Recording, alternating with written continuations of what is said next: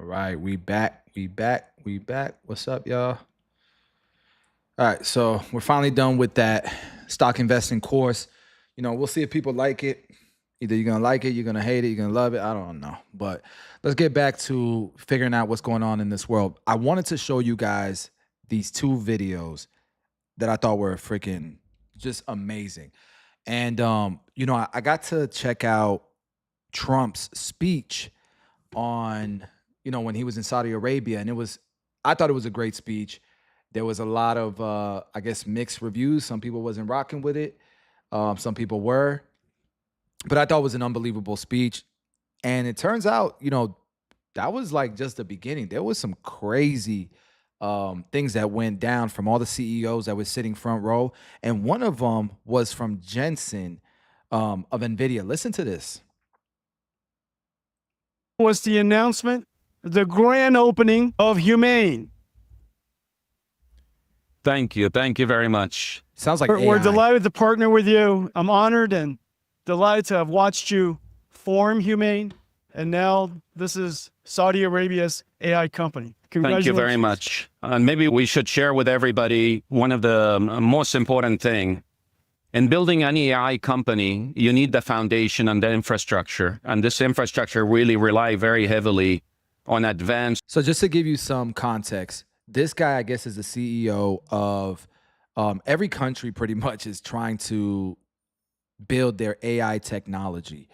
And this is why I said the countries with the best AI are going to be the most productive, and their GDP is going to grow insanely. And America and China seem to be the leaders. Saudi Arabia is trying to catch up. But in order to do that, there's been some bills, I guess, that were reversed that used to keep America's technology, their AI stuff, away from other countries because they were scared of it getting in the wrong hands.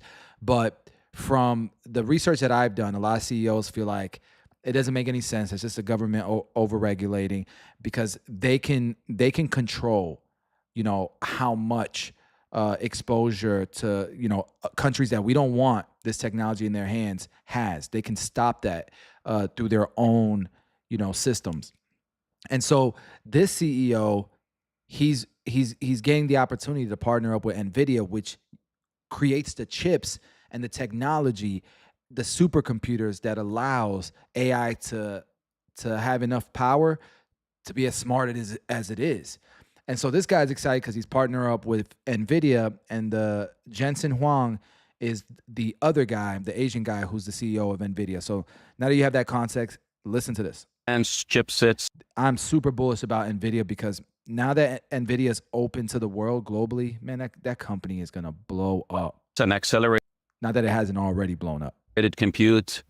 Today we are announcing that we're doing a 500 megawatt deployment with NVIDIA. It's a really, really big initiative for the kingdom. And I wanted, Jensen, just to give you a thought, an idea about the innovation that NVIDIA is bringing to Saudi Arabia and to the global AI ecosystem. You want me to talk about this? Yes. So this thing is sitting over here. I don't know if you guys can see it. It weighs too much to pick up. But this is 2 Blackwells, and it's 2,500 watts, 2,500 out of the 500 gigawatts of computing infrastructure that's going to be built. As you know, artificial intelligence has been a revolutionary technology, the most transformative technology of our time, maybe of any time. And you've heard plenty about the capabilities of artificial intelligence. You've also heard how AI is going to transform every single industry, meaning that it's going to be the infrastructure of every single industry. And Humane is going to be building the AI infrastructure here in Saudi Arabia. But what people don't realize is, unlike many technologies that are transformative, AI is also in itself an industry. It is a manufacturing industry. It's a manufacturing industry that requires energy. And as you know, Saudi Arabia is rich with energy. Giant versions of these NVIDIA AI supercomputers, which are essentially AI factories. Energy powers these AI factories.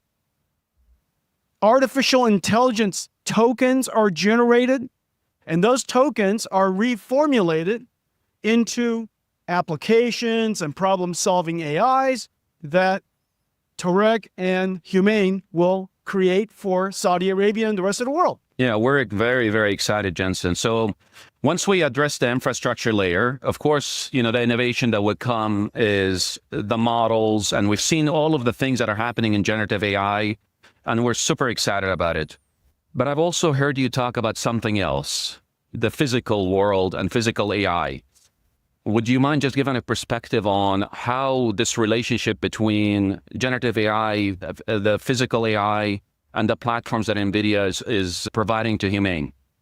Well, over the last 12 years, we've both been involved in the development of the AI industry. Technology went from the first time you saw AI was perception AI. AIs that can recognize cats and words and sounds and listen to where this is going, guys. Speech. Perception AI evolved into generative AI. You can now use words to generate words, or words to generate images, words to generate chemicals and proteins, generative AI. Then the third era, which is the era we're in right now, is AI technology that can reason. The application of that capability is agentic AI. AI that can have agency. It can use tools, it can reason, it can solve problems. Essentially a digital robot that sits inside the computer. The next era, the era that we're working on now, is AI understands the laws of physics, the common sense of the physical world, that if you tip over a bottle, that it would fall. It would understand gravity and inertia and cause and effect and object permanence and occlusion and so on and so forth. The things that all of us humans understand common sense about the physical world. That next generation of physical AI, along with all of the technology that has already been created, could be embodied into a physical form. And that physical form would be robotics. So the era of AI is moving incredibly fast. We're in an agentic AI world today, and we're in the robotics world or physical AI shortly from now. Jensen, I wish we have so much more time to spend, because it's really a privilege to have you here. On behalf of myself, our team, we're really humbled that we're working together to create what the future AI factories would look like. Humane really started by a vision by His Royal Highness to really play in the AI total value chain, building massive capacity data centers. So we'll go to 1.9 gigawatt by 2030, advancing the AI chips, the cloud, models, application solutions. And I want to really thank you. I know it was a long trip from you coming to the US. I am really thankful for you coming and participating in this event. Yeah, Tarek, I am so delighted. So yeah, crazy stuff, man. I think this machine is like freaking $80,000. It's insane. But guys, where AI is going next is crazy. And Elon later came in and he started talking, and you got to hear the stuff that Elon was saying. And this kind of piggybacks off of what Jensen's saying. I'm going to show you guys some of the robots that Tesla, how much they have grown, how much better they have gotten. I'm more of a believer than I've ever been. So let's listen to Elon Musk, because he says some wild stuff on here as well. Relationship that is 92 years old, about how we move from an oil-based economy to an innovation-based economy powered by wonderful technologies that definitely you're one of the pioneers in this industry. We just showed to His Royal Highness some of your Optimus robots, and to President Trump. Let's talk about that. Tell me about them. Yes, so we just showed several of our Tesla Optimus robots to His Highness and President Trump, and I think they were very impressed. In fact, one of our robots did the Trump dance, which I think was pretty cool. The YMCA, yeah? Yeah, to YMCA. So yeah, our robots can dance, they can walk around, they can interact. I think we're headed to a radically different world. I think a good world, an interesting world. My prediction actually for humanoid robots is that ultimately there will be tens of billions. I think everyone will want to have their personal robot. You can think of it like as though you had your own personal C-3PO or R2-D2, but even better. Then who wouldn't want to have their own personal C-3PO, R2-D2? That would be pretty great. I also think it unlocks an immense amount of economic potential, because when you think about like, what is the output of an economy, it is productivity per capita times population per capita. Once you have humanoid robots, the actual economic output potential is tremendous. It's really unlimited. Potentially, we could have an economy 10 times the size of the current global economy, where no one wants for anything. Sometimes in AI they talk about universal basic income. I think it's actually going to be universal high income. Did y'all catch that? Did y'all catch that? That is insane. The productivity is going to skyrocket for people. It's already skyrocketed in my world with my businesses, with ChatGPT. Our people are so much more productive, so much more easier to get shit done. Times the population equals our economy. The GDP is just going to grow. And he said he doesn't think UBI, universal basic income, is the future. He thinks productivity with these robots and AI is the future. And everyone's going to be wealthy. Because people are going to be so productive, the economy is going to grow so big, everyone's going to be wealthy. Never even thought of it that way. Goods or services that they want. A science fiction book recommendation that I have, which I think is probably the best envisioning of an AI future, is the culture books by Ian Banks. Very highly recommended for a non-dystopian view of the future. Ian Banks, the culture books. There obviously are some risks, which illustrate. So this is where he tells some bad jokes, nobody laughs, and the left go ham. They've been reacting to this and making fun of him. But up until then, dude, it's crazy. And I'm so bullish now with America, especially with the world. I've never seen nothing like this, man. And yeah, so I didn't want to keep playing the video because I wanted to show you guys the robot. Look at his robots now. I remember when they were stiff, they weren't moving that well. Look at this. Tesla's humanoid robot Optimus is making headlines once again, this time with its unexpectedly smooth dance moves. In a new video shared by Chief Executive Officer Elon Musk, Optimus showcases its human-like flexibility and rhythm, moving with surprising realism. The clip, posted on X, quickly went viral, sparking debate about whether it was authentic or generated using artificial intelligence. Musk initially shared the video without context, but later confirmed it was genuine, saying, "This is real time." Even X's AI chatbot Grok weighed in, pointing out that Tesla has previously demonstrated Optimus dancing at the We Robot event in October 2024. Crazy. And noted the fact that, because remember, the CEO of NVIDIA, Jensen, he said, the AI is getting so good, it's learning physics. It's learning emotional intelligence. And the next step is to put that in robotics. Bro. I'm bullish Tesla, NVIDIA, Palantir, everything AI, everything robotics, everything semiconductor. This world is going to be like, he said, very cool, but scary also. I'm scared for the kids. My kids I'm scared for. But isn't this insane?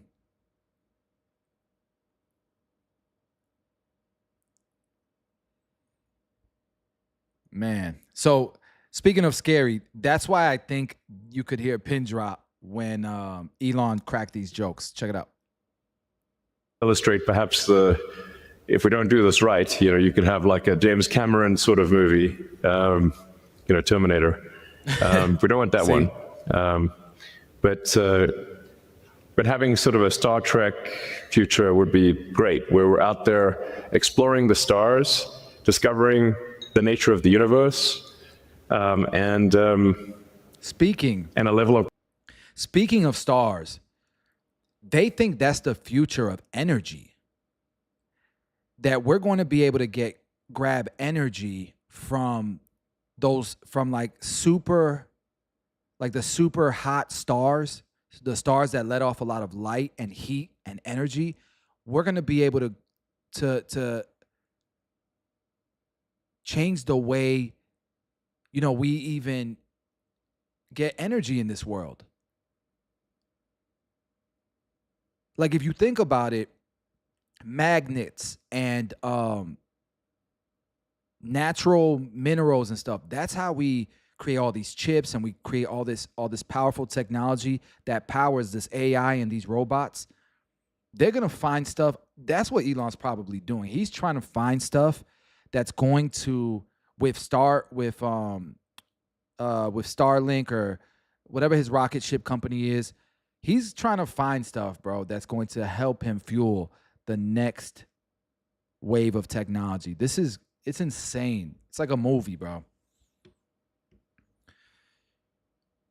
Chat, where y'all think that this is going? Because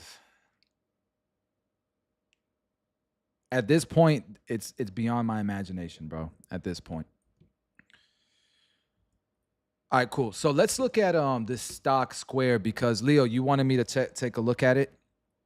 So this is Square. It's also Block. XYZ is the stock ticker. It's selling at $57 a share. You guys can see, in February, it was at $90 a share. It is just earlier this month, a couple weeks ago, it was at its like super lows. Let's look at it 52 weeks, year to date. For the year, look at this.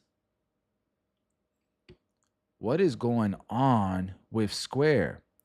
Revenues have been great. Revenues are great. Quarterly, it had some dips. Let's see what the trailing. It looks good. It's profitable. It's got a shit ton of free cash flow. Net income is nice. Let's look at the debt. It's got plenty of cash. It can pay off its debt right now. Shares outstanding. It's not buying back stocks yet. So what are they planning on doing with the free cash flow? Expenses, CapEx is $154 million. Marketing is $2 billion. OpEx is expensive, is $2 billion. Research and development is almost $3 billion.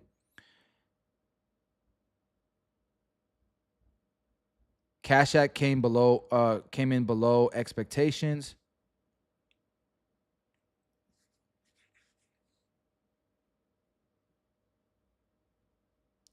It's because the guidance came in weak and their outlook is weak.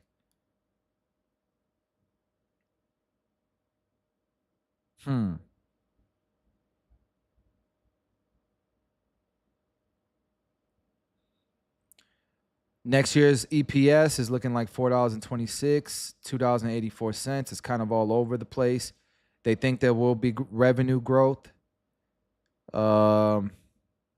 Jack Dorsey, from my understanding, is a great CEO. I don't know much about him besides the whole Twitter stuff. Here's news.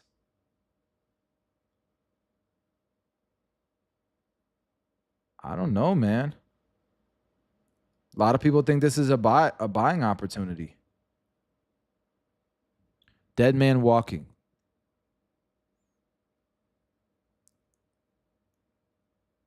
Not only did the company lower its guidance, but growth is slowing down across the board. There's simply not much to get excited about. I love Square. I think it's a great company. It's a great product.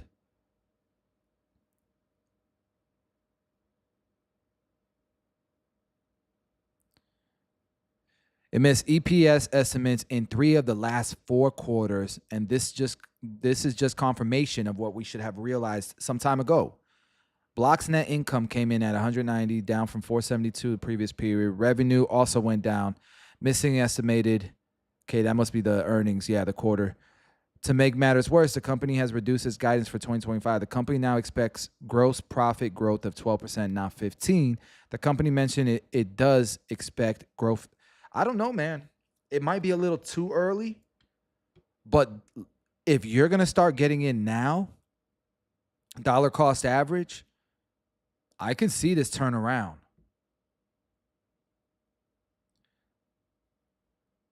I can see this turn around. Let's see. I'm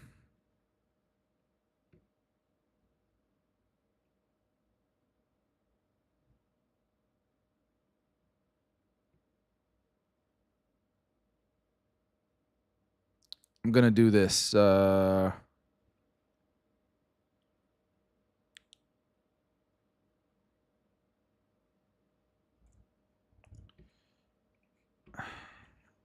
Answer this for Square Block Inc. Stock ticker XYZ. Let's see what it does here. Financials don't look bad. It's not like it's a sinking ship with a shit ton of debt. CEO's good. Could be a slow mover. Let's look at the options. Let's see how it looks as far as its options. What kind of volume we have here.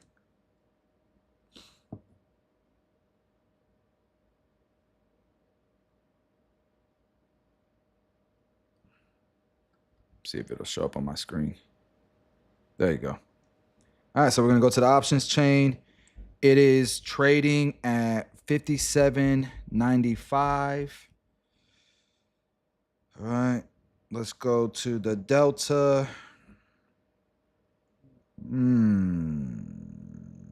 It's not good.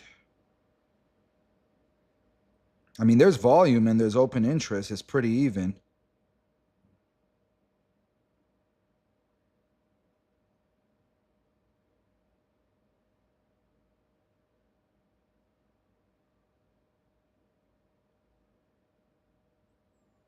But it's risky. It's really risky. All right, so look at this. The delta for 0.2 is literally a strike of $56. That doesn't give you a lot of room to play with here. If you think it's going to continue to drop. Oh, no, I'm tripping. Let's go to June 13th, 30 days out. I keep doing that. That was a zero expiration date. All right, let's try. I was looking at it. I'm like, wait, there's a lot of volume and open interest. I don't understand that. All right, so it looks like 53 or 52 is are the good numbers here. You're looking at a premium of, if you're doing 52, it's 85 cents. If you're doing 53, it's 90 cents. Okay. Now let's do the math on these. So you guys can see these are the strikes. This is the stock price, and these are the premiums. All right, so we're gonna see what kind of return we would get on these. This premium, no go. You're getting a 1.6% return. Not doing that, not worth the risk. All right, let's do the $53 strike price. 1.7. It's just not worth it right now. It's not worth the risk. I like the company. Let me make sure that there's enough volume here.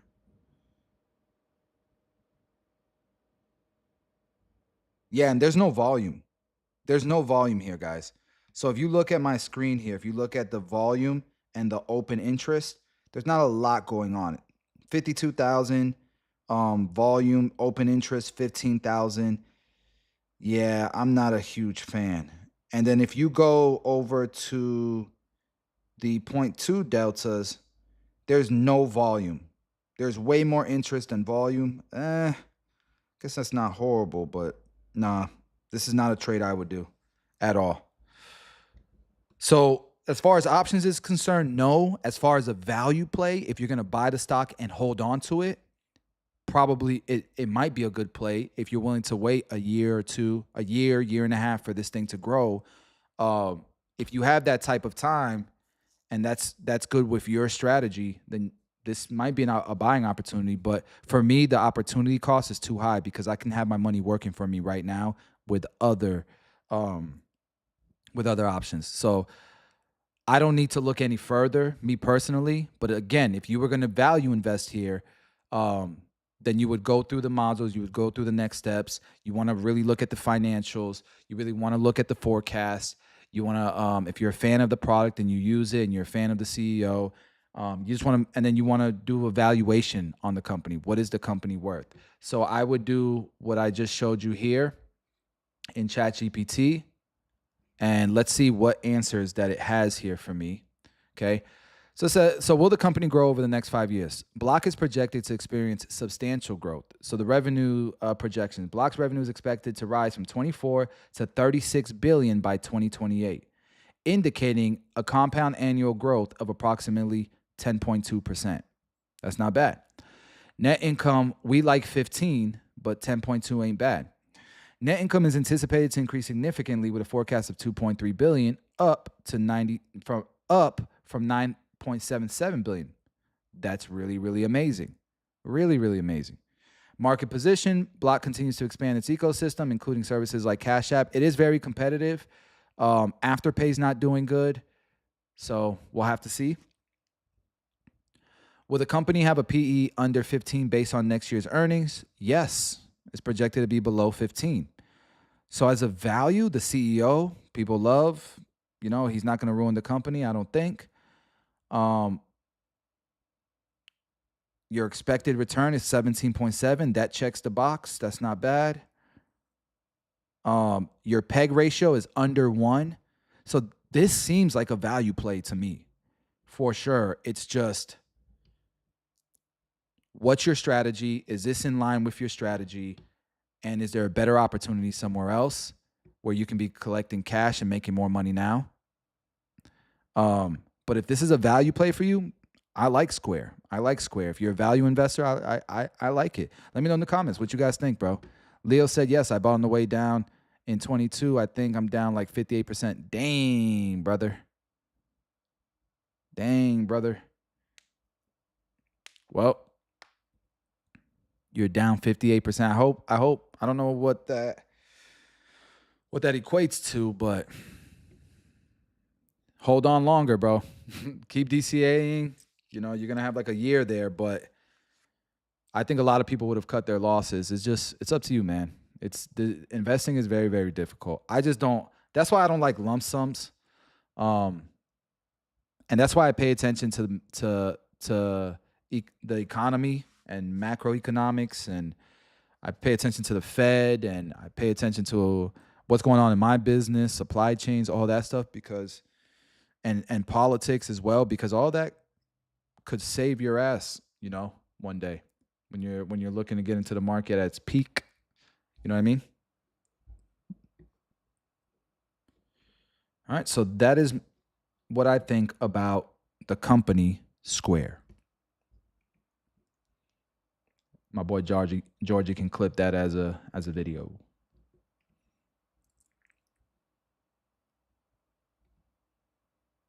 All right, so I got to look this up.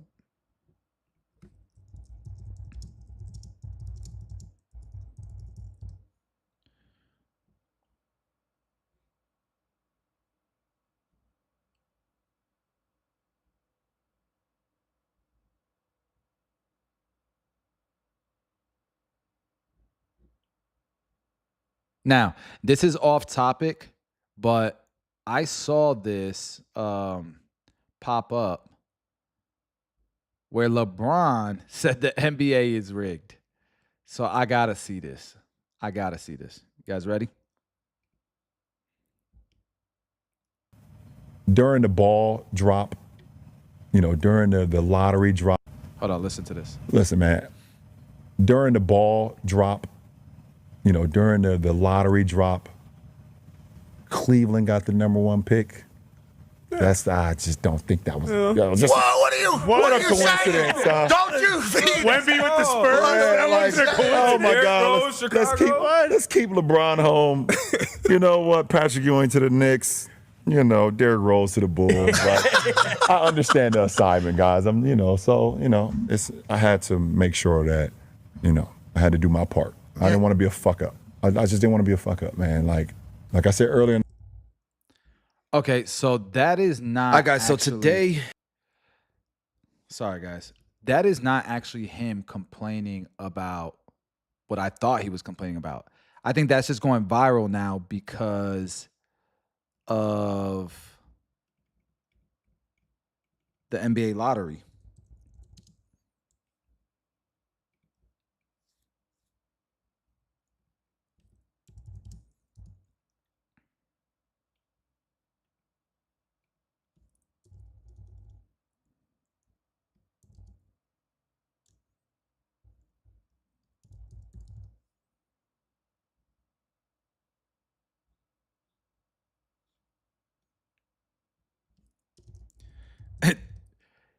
People called it too.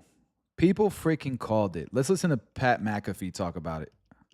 As the draft lottery took place, and everybody immediately said it was rigged. The Dallas Mavericks, with a 1.8% chance to win the draft lottery and have the #1 overall pick, presumably for Cooper Flagg, ended up winning the draft lottery right there on TV. Now, the way Mark Tatum and the NBA decided to do it was certainly interesting. Anytime you have two people left for something and there's only going to be one winner, especially a #1 overall pick, we believe that you should probably showcase who's the first overall pick so it can be a celebratory moment, as opposed to, Spurs, you get the #2, and also that means Dallas gets #1. Should be a celebratory moment. Obviously, it was for the people in Dallas, especially after how the year has gone. Obviously, Luka gets traded away from the Dallas Mavericks. Here's Nico and the boys back in Dallas. 1.8% chance. We did it. Now, as they were reacting in complete surprise, everybody on the internet said it was no surprise. Everybody said that this was kind of a rigged situation. They made a move for the NBA. Luka to LA was obviously a massive storyline, brought a lot of people back to the NBA as maybe their ratings were kind of dwindling. And in return, the NBA paid him back by giving him the #1 overall pick. Now, what will they do? Well, that ain't what Ernst & Young, the accounting department, says. That's right. They overlooked the entire process. And I don't know how you would rig a lottery with the balls. And we've seen the balls, and they had to pick 4 different balls to be able to get the Mavericks in there and whatever the case is. And people are always going to say something's being worked, especially if they end up not winning. But with the Dallas Mavericks winning, they had the 4th lowest percentages to end up getting the #1 overall pick in the history of the draft lottery. Now with Kyrie Irving, Anthony Davis, and what does his future look like? We'll talk to his agent, Rich Paul, in about 14 minutes or so to kind of get his thoughts on this all. And then Cooper Flagg with Klay Thompson on that team. Are the Dallas Mavericks all the way back? And was that move post-Luka maybe a great decision? Or are the Dallas Mavericks going to trade that pick? Maybe for Giannis. Whoa. The Greek freak maybe comes down to Dallas. Could you imagine Anthony Davis, Giannis? Kyrie Irving, Klay Thompson, Nico running laps, obviously, because he's in better shape than everybody down there in Dallas. Do they immediately become title contenders because of the addition of Giannis? And now that is what the next conversation is going to be for about a month or so. What are the Dallas Mavericks going to do with that #1 overall pick? But during the LeBron conversation, What are y'all doing with that pick? Are y'all keeping the pick? Dallas has an opportunity to rebuild, and I think the future of the NBA, all the best teams kind of built their team from scratch. They're not just trying to build the team. I would love to see Giannis in Miami. I'm a Miami guy, so I'm a little bit biased, but I think Dallas should keep Cooper Flagg. It just makes sense. They just had Luka. You got Cooper Flagg as a replacement. Before Luka, you had Dirk Nowitzki. It just kind of fits the brand. But it's insane how many people saw this coming, because we all said there's no way they gave Luka away just like that. There's something under the table we don't know about. And I feel like that's exactly what went down. Exactly what went down. Actually, what LeBron said to us about understanding the assignment with the NBA lottery. Listen, man, during the ball drop, during the lottery drop, Cleveland got the #1 pick. I just don't think that was just. Whoa, what are you coincidence, saying? Don't you think? Wemby with the Spurs. Yeah, like, oh my God, Chicago. let's keep LeBron home. You know what? Patrick Ewing to the Knicks.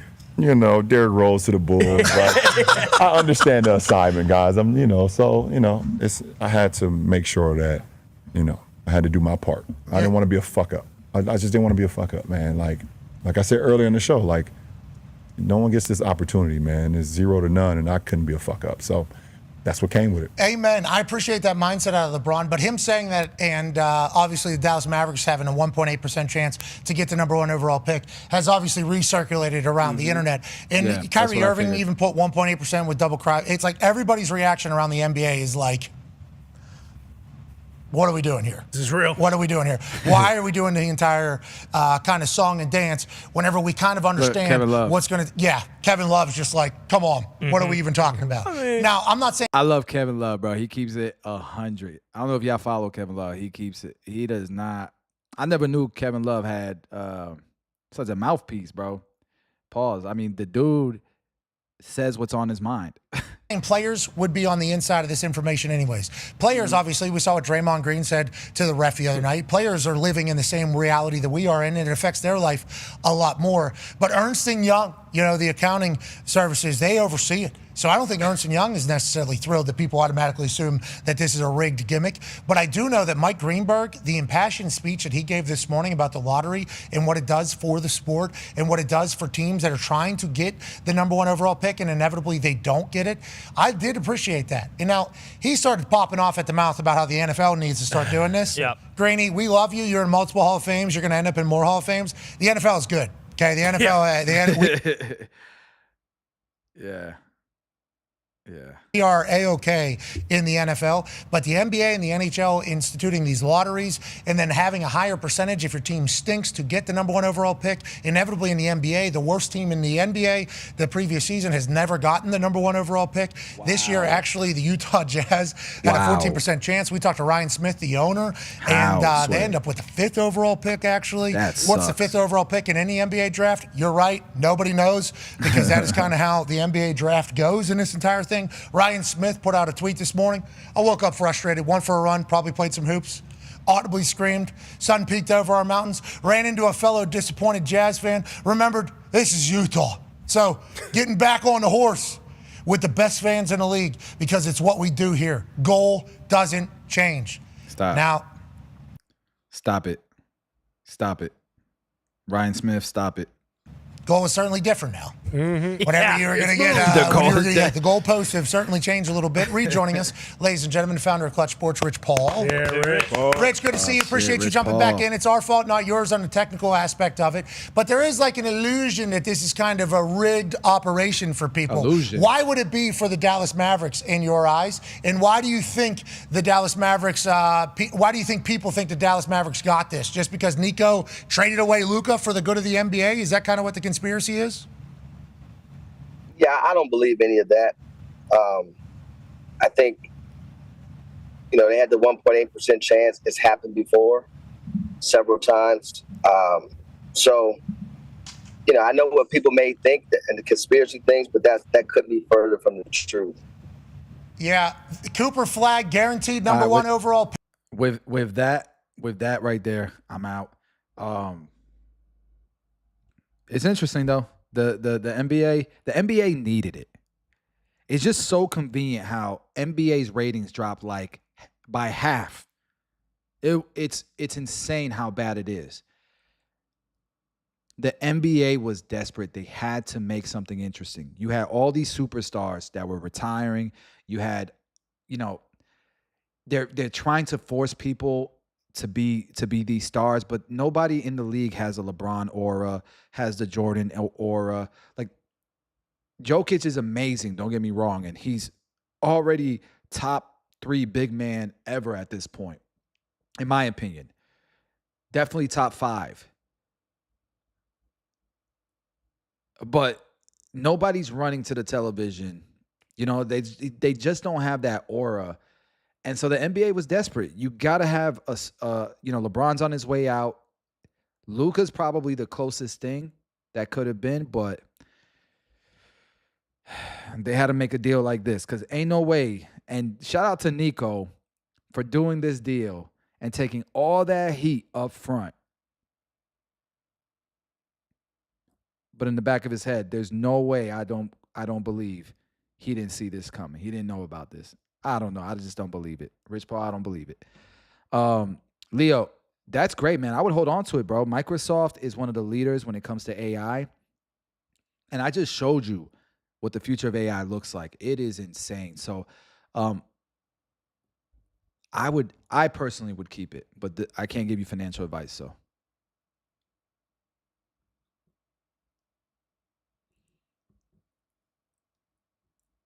Now, with that being said, I want to catch up to the Diddy trial because it's day 3. Yesterday was insane. Let's catch up. Combs is back on the stand for a second day in the music mogul's criminal trial. Cassie Ventura shared shocking allegations of abuse during her testimony yesterday, and she also gave graphic details on the so-called freak-offs and then broke down in tears when asked about how she felt about the alleged events. Ventura said they made her feel disgusting and humiliated. Combs has pleaded not guilty to all 5 charges, including sex trafficking. And a quick note to our viewers right now, CNN's coverage of this trial. You'll see on the left side of your screen, you'll see information coming in from our reporters who are inside the courtroom. It will be updating throughout the show. That's because there is no video or audio recording allowed in federal courts. All right, let's bring in CNN senior legal analyst Ellie Honig and former federal prosecutor Elise Adamson. Great to have you both here. So Ventura is still testifying. This is her second day. Right now she is talking about that Uber ride home after the video we've seen from the hotel where Diddy is seen pulling her, attacking her. Tell us about her testimony and why that video is so important. Well, so this is more corroboration. This is more support that prosecutors are trying to build in to Cassie Ventura's testimony. Of course, the surveillance video of the hotel assault is the most important piece, but now we're seeing the prosecutors use some other pieces of evidence, selfies, text messages, emails, things that were on Cassie Ventura's phone because they want the jury to believe her unconditionally. And I want to make an important point here that the defense argument is that yes, this was domestic violence, but it's not racketeering, it's not sex trafficking. But it's important to know, and I think prosecutors are going to argue this, those things are not mutually exclusive. It can be both. In fact, one of the things prosecutors have to show is that there was force or coercion. And so that beating, if I was the prosecutor, I would argue, yeah, you bet it's domestic violence, but it also goes to the sex trafficking and racketeering. Because the argument could be made that from the prosecution side is that was a form of coercion, that perhaps she was afraid that she would get beaten up, and that is why she did some of these acts. And we should note, she talked about the selfies where she had a swollen lip and a black eye under her sunglasses. So clearly the prosecution is trying to draw that out. Wolf. And it's interesting, Elise, because right now we're being told by our reporters who are inside the courtroom that Cassie Ventura reviewed a binder of more than a dozen photos that were shown, and clearly she was upset. She said she typically reached out to escorts to arrange these freak-offs because it was her job, and she felt she would be punished if she didn't do that. Yeah, that's incredibly important because remember, the defense opened on the fact that Ventura was a willing participant. That's their theory of the case, that she was Combs's lover and she wanted to be there. And so they had to grapple, the prosecution had to grapple with the fact that Ventura was the one that was arranging some of these freak-offs. I think the prosecution is doing a wonderful job explaining why that was. By framing this as a job instead of something that she wanted to do, it makes it clear that there perhaps was that coercion. And by tying it to that violence, as Ellie just said, the photos, the corroboration of the black eyes, shows that she didn't really have a choice. She was going to be punished if she didn't comply, and that's key. And she said that she just testified under oath that when she paid these men to be in these so-called freak-offs, it was with Combs's money. That's what she's saying. Yeah, I think the argument prosecutors are trying to make here is. So far, man, I don't know, man. I'm not saying he shouldn't go to jail, domestic abuse, all this stuff. But the life in prison and a lot of this stuff just seems like weird Holly weirdos doing what they do. And you know, she said she did a lot of these things because she was filmed by Diddy and he was using the recordings to blackmail her, threatening her career and reputation. She didn't have a career. She came out with one album. She was supposed to do 10. Like, no offense to Cassie, but did she really ever have a career, guys? And it's not like, it didn't seem like she was chasing a career either. She stepped back out of the limelight. And every time we saw her with Diddy, everything seemed like they was together. It was weird, you know, being that she was so young and she was this, she did have that album that did well. I don't know if it did well, but she did have that hit song, right? So I don't know about that being good enough, in my opinion. Like, if I'm the jury, the physical abuse and the surveillance footage, they're trying, like, okay, that's horrible, that's wrong. Diddy needs his ass whooped for doing that to her. Kicking her while she's on the floor, bruised up. But to me, that screams domestic abuse, an abusive relationship. That doesn't scream, I was scared not to do the freak offs because he would beat me. That's not, you can't, like, how do you tie that together? And I'm not an attorney, people gonna talk shit, whatever. This is what I'm just thinking out loud. So I don't know that they can pin that, you know, that they can piece those puzzles together. She talked about how she would get UTIs and sores due to excessive sexual activity. But I think that's common in the swinger world. I think that's common with people doing shit like that. She said she was forced to do drugs,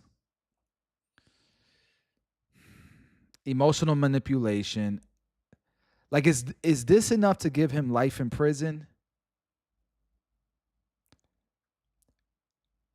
There's regular people every day that walk around that live this lifestyle, by the way.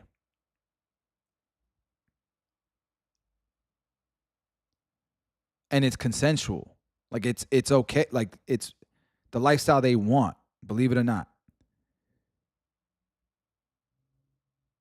So sex trafficking, racketeering, those are like the main ones. Transporting for individuals for prostitution. Was she selling herself? I don't know that that's in the case at all. I don't know, bro. I got a feeling Diddy is going to walk free, bruh. It sounds a little strange, but the freak-offs are... Listen, it's still early. It's still early. But I don't know, man. I've seen worse. I've seen people get away with worse. Are not about the sex, or at least the sex is not what's relevant to you, the jury. What's relevant is those freak-offs show the element of coercion, as Elise was saying, and they show that there's some organization at play here. Remember, this is a racketeering charge, the first charge here, and that means that there was some sort of organized enterprise that was committing multiple crimes. So prosecutors need to show this was more than whatever sexual proclivities may have been, felt here by Sean Combs. There was some organization here with respect to people and methods and payments. And I think that's what prosecutors are building on. And also another important point, you have the racketeering and the sex trafficking charge. And what I've noticed, and she just talked about it, was the fact that some of this happened across state lines, that it happened in different states. And that is key in terms of the sex trafficking charge. Also, she's talking right now about in January 2016 that Combs sent her a text that he wanted to have a proper FO, freak off, where they didn't take ketamine. Of course, drugs have also been a big part of all of this. What do you make of that? Well, first of all, the crossing state lines is what gets us into federal court. It sounds like they're going to have no problem establishing that. This happened in California, New York, New Jersey, Florida, and elsewhere. Yes. So the point with the freak-offs, and we're going to have a proper freak-off and that kind of thing, and the drugs are part of the persuasion. The drugs are part of the coercion, the threats that make this more than just sex or even more than just domestic violence. And if I could just add, I mean, that's what Ventura said, that she had to take the drugs to dissociate so she could participate. That doesn't sound like willing participation to me. It probably won't sound like willing participation to a jury. It's interesting, Elise. Right now, Cassie Ventura... Think about that though, but what does that prove exactly? How does that prove racketeering, sex trafficking, um, running a prostitution ring? Probably won't sound like willing participation to a jury. That's what Ventura said, that she had to take the drugs to dissociate so she could participate. That doesn't sound like willing participation to me. It probably won't sound like willing participation to a jury. It's interesting, Elise. Right now, Cassie Ventura is 8 months pregnant with a very visible baby bump. We've learned that the defense asked the judge to have her seated in the witness box before the jury came in, arguing that her pregnancy would prejudice the jury against Combs. The judge said no. What do you think of that request? Yeah, look, Wolf, I knew the defense had to try, right? Because they're not going to view her as this 22-year-old girl who set up all of these meetings. They're looking at her now as a 38-year-old mother, and it could possibly invoke some sympathy in the jurors. Listen, jurors are human beings. They're going to feel things, but you can't hide the fact that this is a pregnant woman. And so I think the judge rightly said no. She's going to be able to walk to the witness stand, and she's not doing anything to inflame the passions of the jury. I don't hear any reporting of her really playing up her pregnancy, but they're going to have to contend with the fact that Cassie is a person, and from everything I've heard from the reporting, she's also testifying very well, very credibly and emotionally. She's there with her husband. It's so funny you comment that because I'm literally chat GPTing. Did Cassie's baby father and husband really storm out? Because you saw the videos that college kid dropped, but I also saw that in the regular news videos. So there's no credible reporting that he actually stormed out. I wonder if anybody who was there has said anything like that. But there, ChatGPT hasn't found any sources because they made it seem like bro had enough. He couldn't hear no more. This is insane. Insane. How do you go from this lifestyle to now you're just a housewife? And this was a lifestyle she had for a long time. What y'all think, fellas? Inside with her as well. And just now we're being told by our reporters in the courtroom that Ventura testified that she tried to avoid kissing the escorts during the so-called freak-offs because it felt too intimate and made me squeamish. That's what she said. And explain to our viewers in terms that we can use here on CNN. You was getting peed on. These freak-offs were. Oh boy, that's quite an assignment. What they were these extended, sometimes for a day or 2 days, sexual gatherings. They would usually do them in hotel rooms. Sean Combs. She said the longest freak-off was 4 days. This is insane.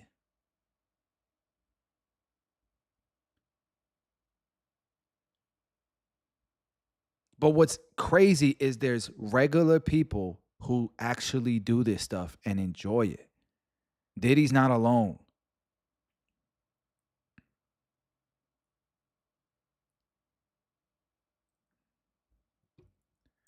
Diddy would be part of the manosphere if he was a regular guy. I'm just kidding. I'm messing. I'm trolling. Don't get mad at me. Sean Combs would arrange them and engineer them. He would tell Cassie what to do. They would bring in male escorts. One of the things Sean Combs would do is watch Cassie with those male escorts. Yeah, that's crazy. There were all sorts of lubricants involved. There's baby oil that's part of this case. But again, the thing that's really relevant to this trial is not whether one agrees or disagrees with the sexual proclivities or is offended by it, but were these voluntary activities? And I think the prosecution's point, as Elise was saying, is the more extreme this conduct was, the less likely it is that Cassie Ventura would have consented to this, and that she was doing it because she felt forced or compelled or under a threat. How should the defense approach questioning Ventura during cross-examination? Yeah, so remember, Pamela, she's pregnant, and that's relevant because of the sensitivities involved in that. At the same time, I think you have to get to the core issue, right? You could, as Ellie said, take what she said. Hey, this happened, that abuse happened. You can believe your eyes, they're not lying.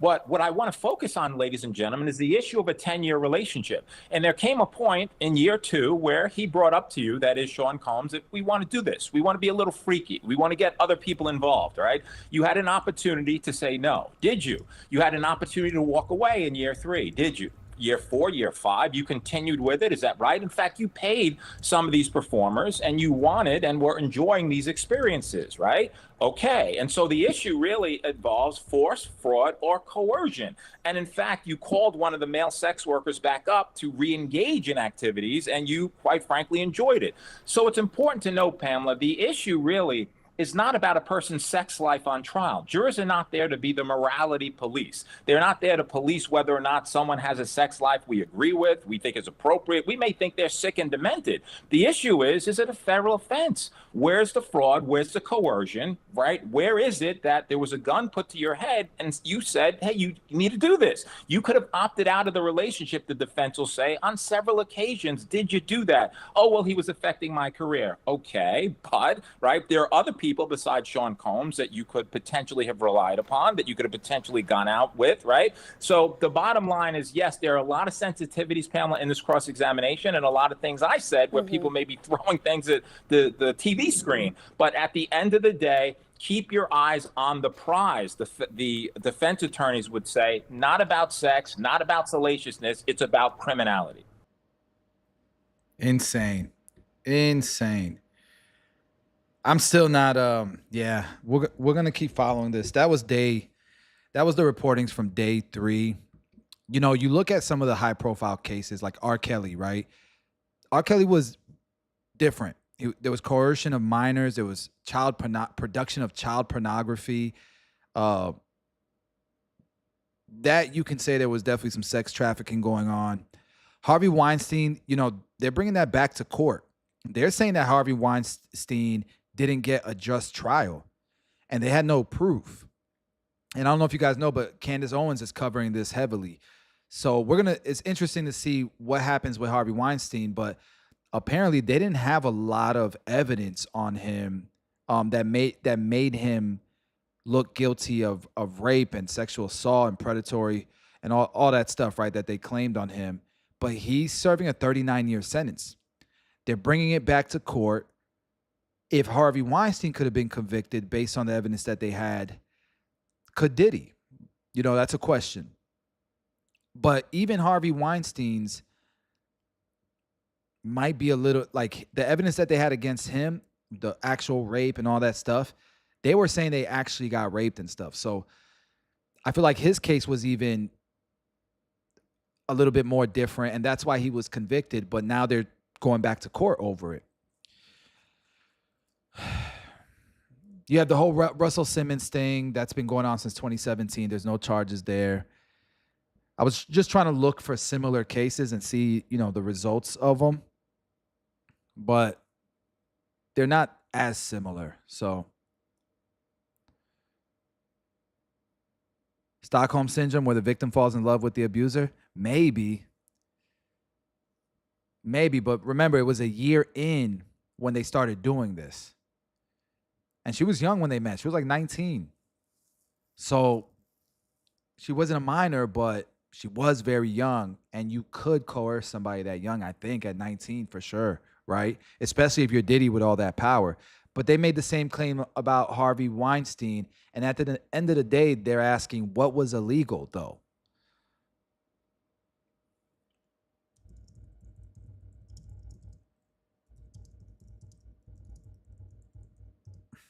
What was illegal, though, is the question.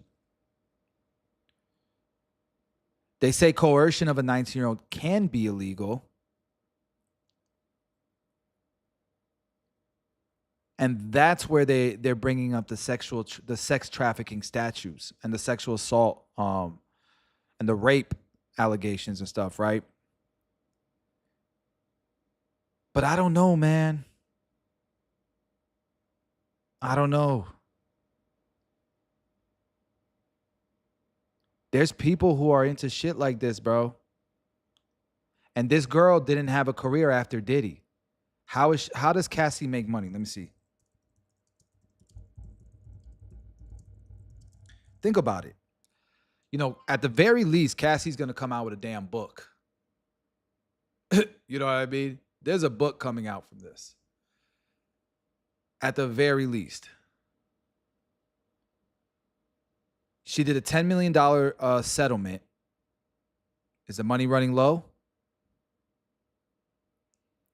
because she had a 10-year deal, and she or a 10-album deal, and she only came out with one album and a mixtape. Where was her money? She was so dependent on Diddy's money.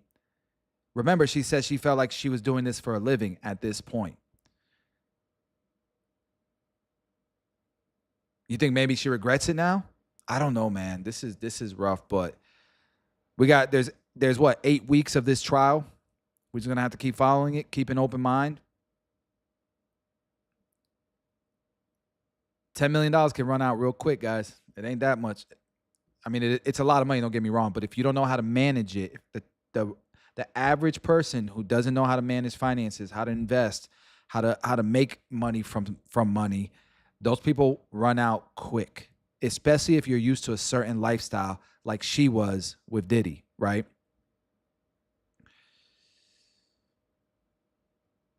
Man. Thanks, bro. Appreciate it, man.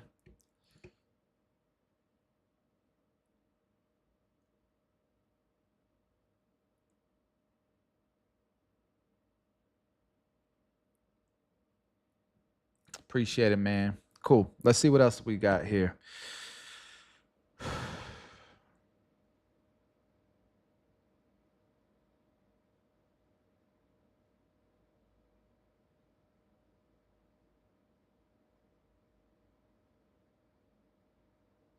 Oh, that's what I wanted to watch. So remember how Trump lifted the sanctions on Syria, how they're trying to bring the Middle East together. They're trying to make it peaceful. We know it doesn't work just going to war and just wiping out all of these people in the Middle East, all of these terrorist groups. All you do is create a whole new wave of terrorist groups, of radicalized terrorists. Because, like I was talking about it, with the whole Gaza-Israel conflict, bro, there are 25,000 orphans in Gaza right now, 15,000 children killed. These kids are going to grow up hating the West, hating Israel, hating America. You just created the few, like, this is a never-ending cycle. And, it's easy for me to speak on it because I didn't lose anyone in these wars. You know what I mean? It doesn't affect me as much as it does other people who are involved, right?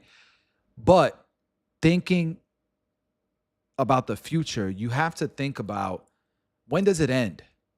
This conflict has been going on now for how long? Between Gaza and Israel, Palestine and Israel. How long has the Ukraine and Russian issues been going on for now, right? But let's just stick to the Middle East. But besides that, in the Middle East, between Syria, between Iran, Iraq, all of these countries, bro, the issues have been insane. And people say, you can't trust Saudi Arabia. They have been funding Hamas. But then when you dive deep into it, there's no proof they've been funding Hamas. They've just been sending resources to try to get it to the people of Gaza. And it seems like the leadership in Saudi Arabia, I don't know this stuff for sure, but what I'm hoping, half glass full mentality, right?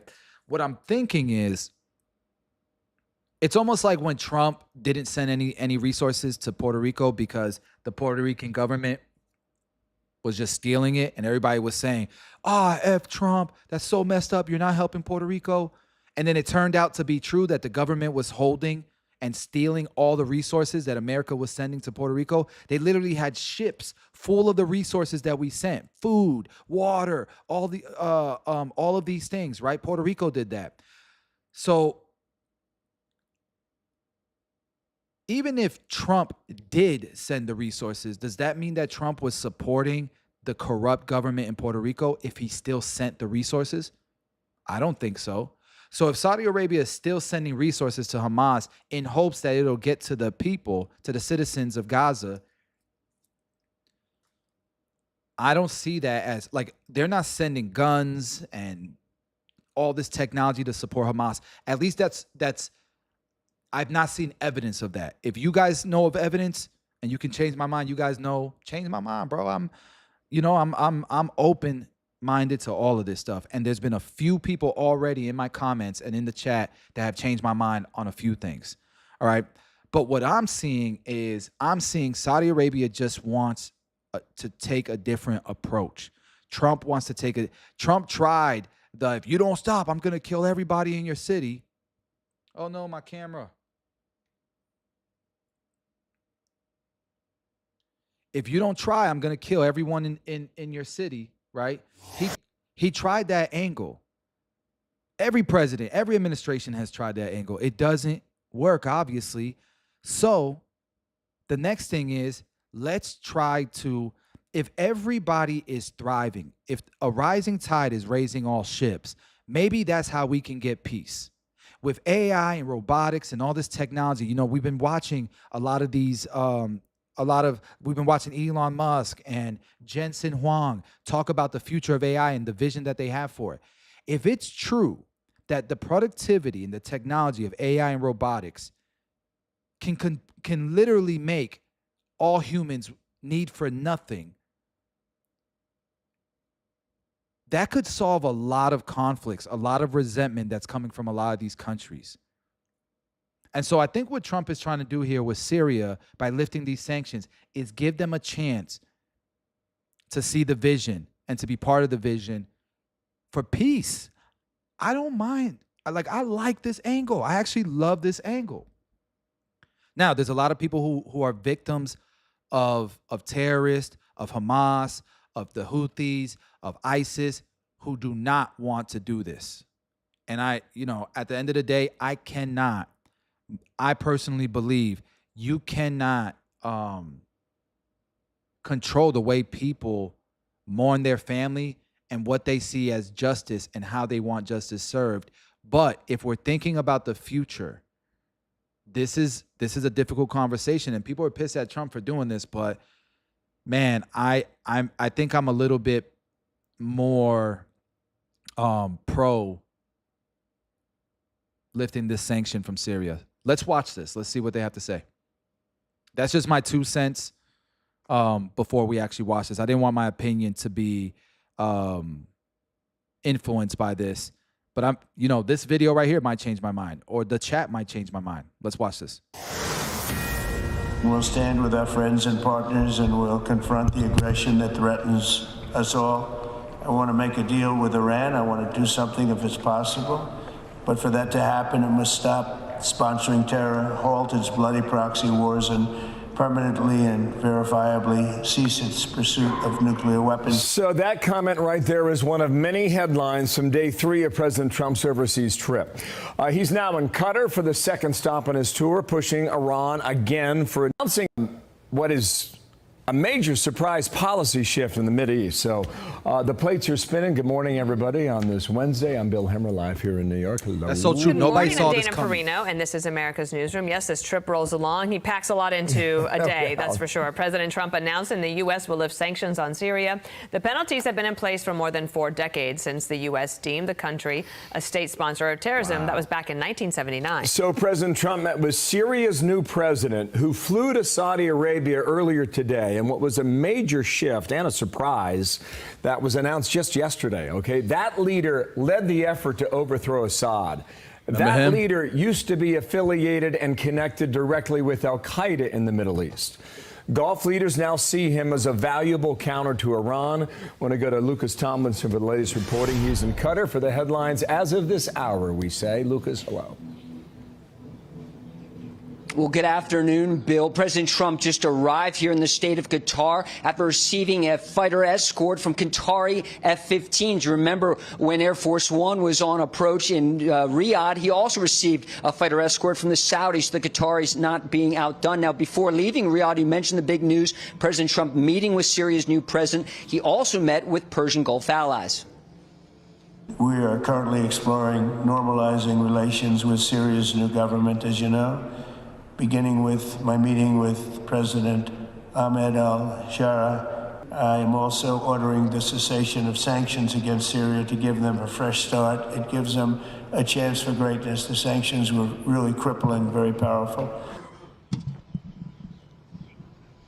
Now, after arriving here in Doha, President Trump was greeted by the emir, and then Trump's armored car, the Beast, was given an escort from this camel contingent. Remember yesterday, the Saudis rolled out those white Arabian stallions. Now, before leaving Saudi Arabia, President Trump met with the president of Syria, Ahmad al-Shara. As we mentioned yesterday, Trump received a standing ovation from the Saudi crown prince in a room full of dignitaries when Trump said he's removing sanctions on Syria. Sanctions, Dana, you mentioned, have been in place for 4 decades, but that's when the Assad family ruled Syria. Now Assad is gone, and this new Sunni leader in Syria, backed by Saudi Arabia and the crown prince, who just 6 months ago had a $10 million bounty on his head as the leader of the Nusra Front in Syria, an al-Qaeda affiliate, now runs the country. And also, according to his CV, Dana Shara was detained by U.S. forces when he was a member of ISIS and al-Qaeda. But as Syria's new leader, Shara wants American cash and investment in his country and closer ties with the United States. He's spoken about joining the Abraham Accords, recognizing Israel, building Trump Tower in Damascus, and U.S. officials, most importantly,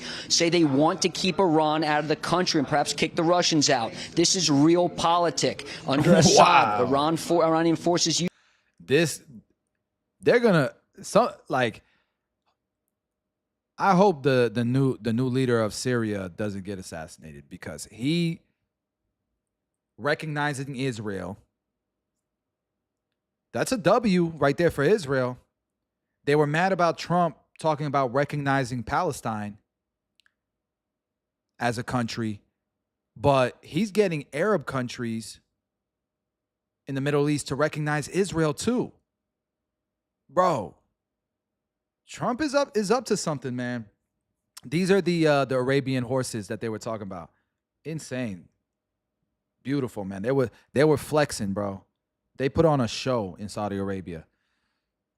Let's continue to look at what they're doing in Qatar. Is used to bring in weapons to Hezbollah, funneling weapons into Lebanon. The Trump administration wants to cut off this rat line, the Shia crescent that stems from Tehran to Beirut. And that's one of the reasons President Trump has shown up here in Doha when he meets with leaders here. He also wants to discuss ending the war in Gaza, freeing more hostages. Of course, Qatar is the largest foreign donor to American universities in the United States. It's also home to the largest U.S. military base here in the Middle East. I know that. Okay, Lucas, thanks. We're watching the room and we're watching the headlines, so don't go far, okay? Thank you for that, leading our coverage there in the middle. And Kellyanne Conway joins us. We're fortunate to have you this morning. Thanks for being here. Politico had this headline and sentence that American business titans greet Trump in Saudi Arabia.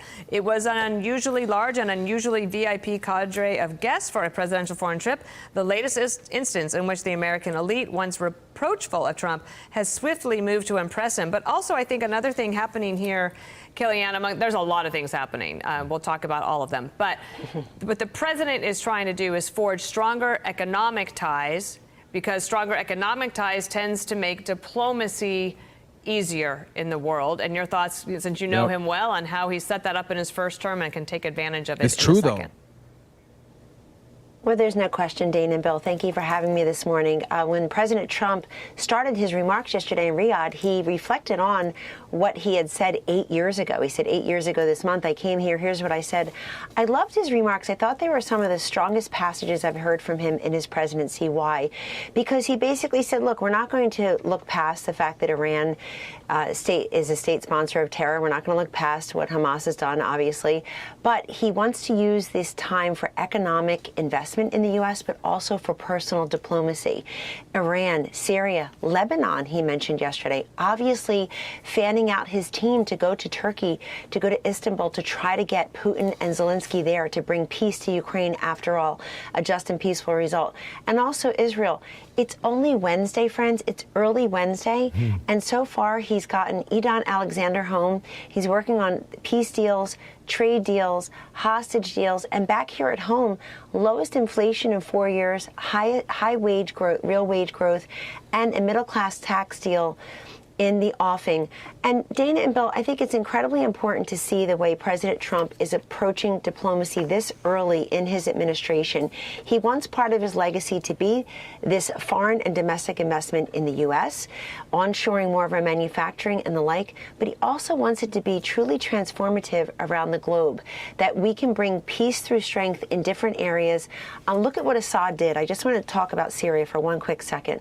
I was there in the first term when President Trump was watching watching Assad gas these babies. He saw that and he was so personally offended. He retaliated not once but twice against that Syrian president who just a few months ago was driven out finally in disgrace. That was a big hit against Putin. Remember, President Trump said Putin is so distracted by this war in Ukraine, this senseless war in Ukraine, that he took his eye off the ball in Syria. So now we have a new reset with China and trade. We have a new reset with Syria. This is incredibly important. And Dana, since you mentioned something very few are missing, how many American business leaders are in the Gulf states this week? I just want to say that the All right, they're talking too much. Let's see Trump actually speaking here. Currently exploring normalizing relations with Syria's new government, as you know, beginning with my meeting with President Ahmed al-Shara and Secretary Rubio's meeting with the Syrian foreign minister in Turkey after discussing the situation with Crown Prince Mohammed and President Erdogan of Turkey. I am also ordering the cessation of sanctions against Syria to give them a fresh start. It gives them a chance for greatness. The sanctions were really crippling, very powerful. How did you find the Syrian president? Great. Right. I think very good. Young, attractive guy, tough guy. You know, strong pass. Very strong pass fighter. Does that worry you at all? He's got a real shot at pulling it together. I spoke with President Erdogan, who I'm very friendly with him. He feels he's got a shot at doing a good job. It's a torn up country, but I think they have to get themselves straightened out. Have y'all seen Syria? How messed up Syria is? It is like a destroyed place, bro. A destroyed place. But I want to talk, like I keep hearing about how bad the sanctions were on Syria.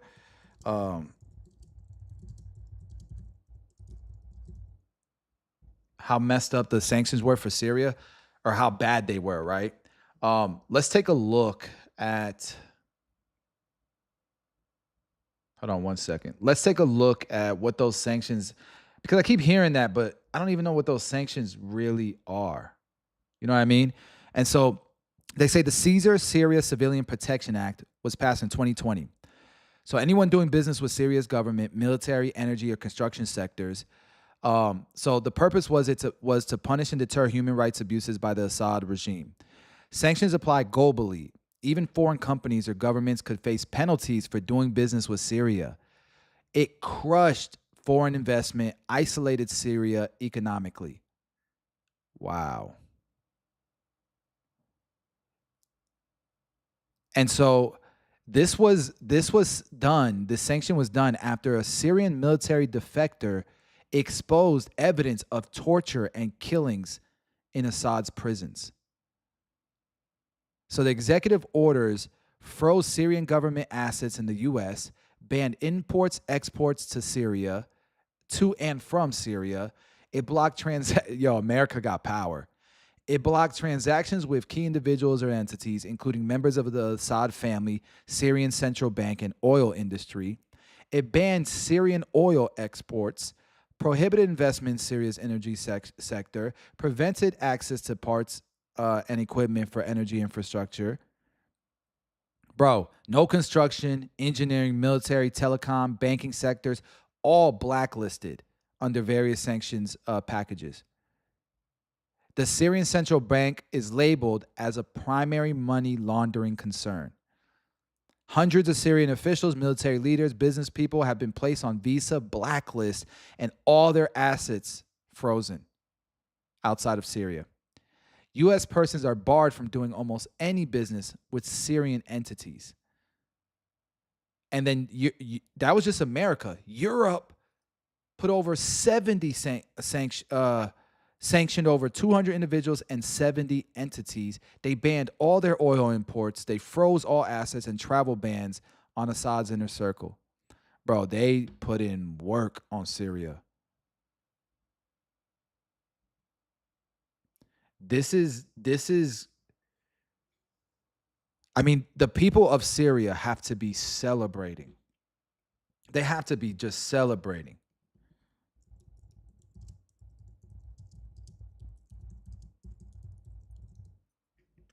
I want to show you guys, this video is from 9 years ago. It shows the before and after of Syria.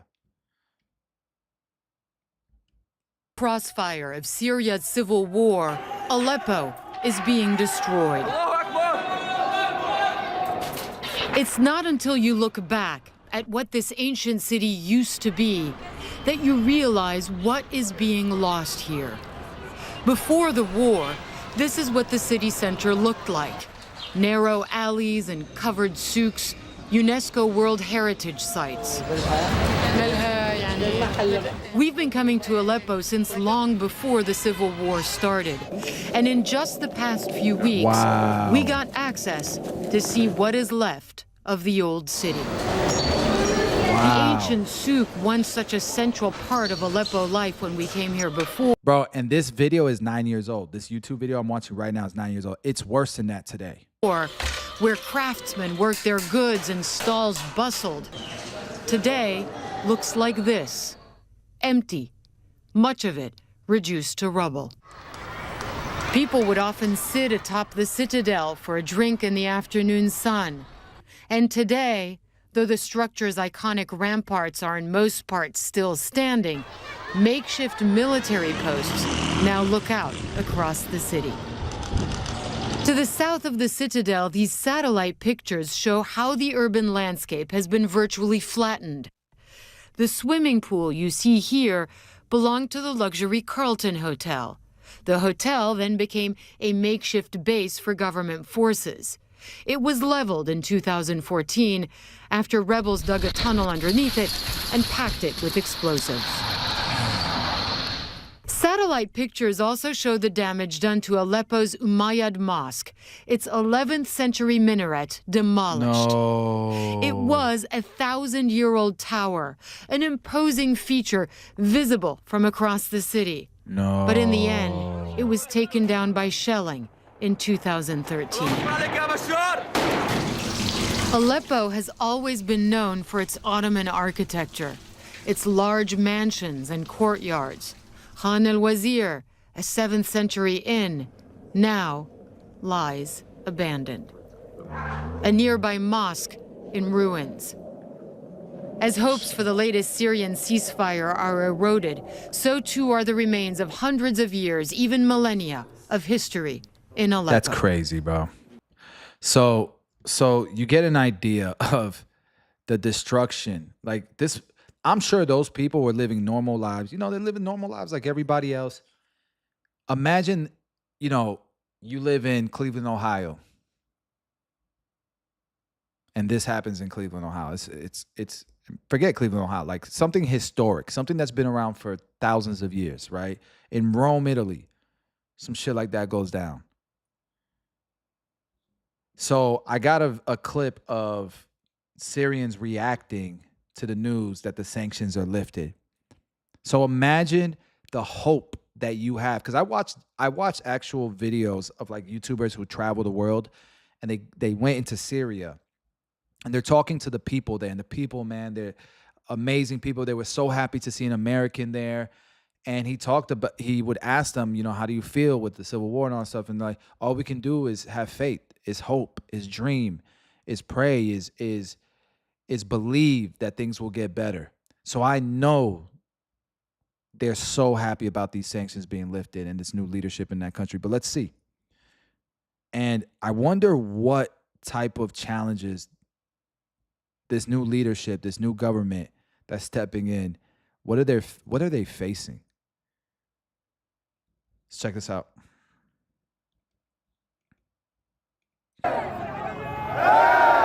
Look, that's them celebrating.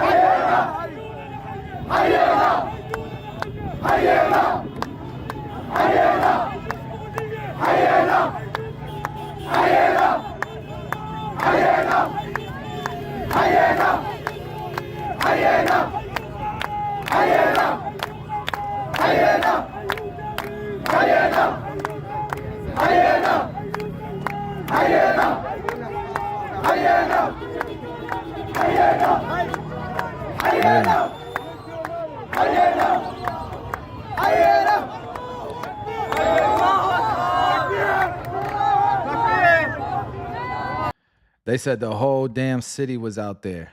The whole city was out there celebrating. Let's look at this one. Look at this, guys. I don't have no sound. I guess there's no sound. Look at this, guys. People on the streets celebrating. So sad, bro. So sad. So check it out. So here's the top challenges that Syria's new government's going to face. Over 90% of Syrians live in poverty. They have hyperinflation, currency devaluation, food shortages. Get the hell out of me.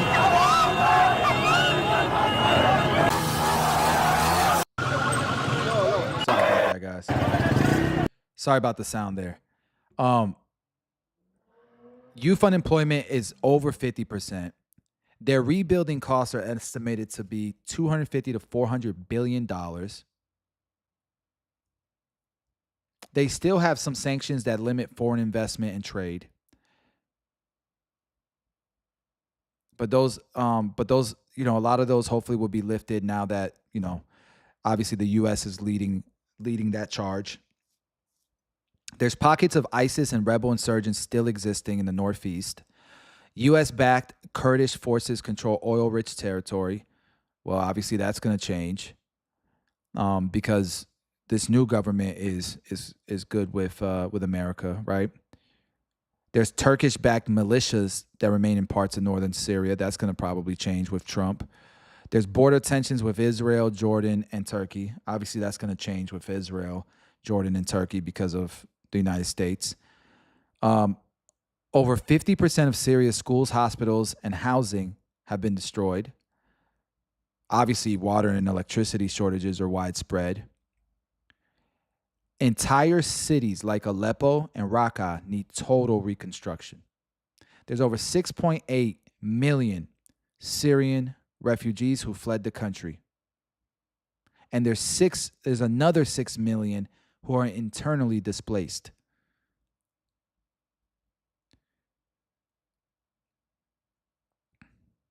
War crime accountability, the torture prisons, the chemical weapon use, the indiscriminate bombings, and there's a lack of trust from the public.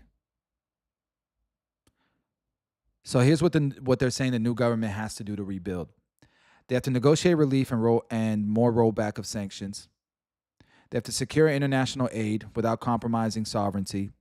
They have to build trust with former opposition groups and civil society, launch visible anti-corruption reforms, partner with neutral countries like Saudi Arabia, India, Brazil, for reconstruction contracts, which I think they're in the works, protect returning refugees, provide amnesty, and offer property restitution, and shift public messaging toward modernization, education, and opportunity. Man, I'm rooting for Syria, man. I'm rooting, that the people get a better life, that this works out, and that there's peace in the Middle East. I don't know why you wouldn't, but you might have a reason not to. I don't know. Let me know. All right, guys, I think that's it for me live streaming today. We did the investing course. We finished that up this morning. So I've been streaming for a few hours now. And go check out my main channel. There should be some clips there if you guys want to keep tapping in with me. If not, that's cool. I'll see y'all tomorrow on the next live. Have a good one, y'all.